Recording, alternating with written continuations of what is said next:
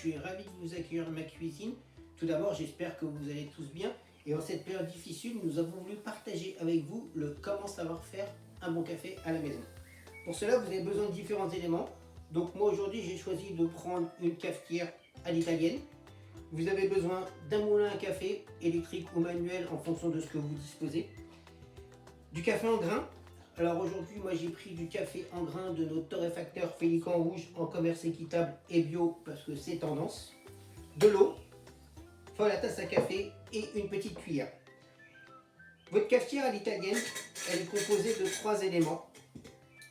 Vous avez la cuve, l'entonnoir, c'est la partie qui va vous servir à mettre votre café moulu, et la partie supérieure qui va servir à récupérer votre café, puisque votre café, quand l'eau va rentrer en ébullition, elle va rentrer en contact avec votre café moulu et elle va passer par ce petit tuyau là et elle va libérer votre café.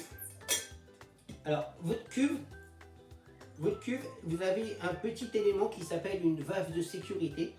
Et quand vous allez remplir votre eau dans cette cuve, il ne faut jamais dépasser le niveau de la valve de sécurité, puisque votre cafetière à l'italienne fonctionne un peu comme une cocotte minute, donc l'eau va monter sous pression.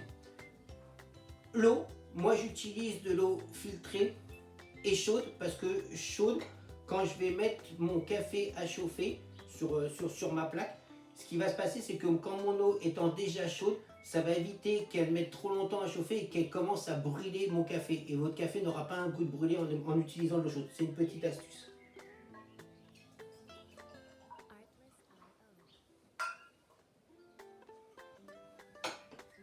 Alors, j'ai rempli mon eau.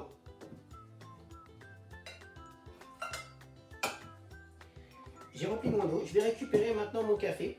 Alors moi j'utilise 14 grammes de café et j'utilise une mouture moyenne. Donc ni trop grosse comme la mouture qu'on peut utiliser pour le café filtre, ni trop fine pour l'expresso. Alors 14 grammes, ça équivaut à peu près entre 3 et 4 bonnes cuillères à café.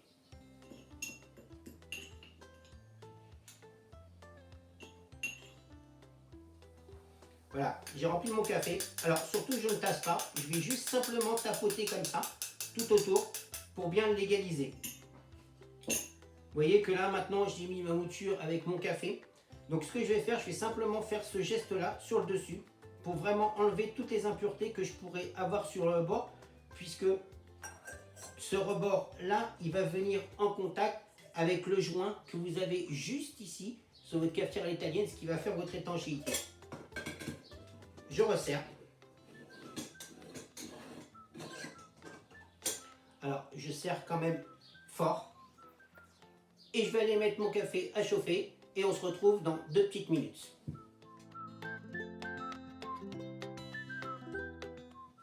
Et voilà, mon infusion est terminée. Alors, sachez que votre infusion, elle peut prendre entre 3 et 5 minutes en fonction du volume d'eau que vous avez mis.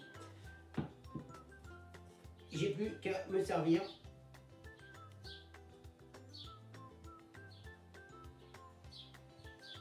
Et voilà, un bon café à l'italienne avec tous les arômes et bien sûr à déguster sans sucre puisque le sucre en fait va vous faire perdre une partie des arômes.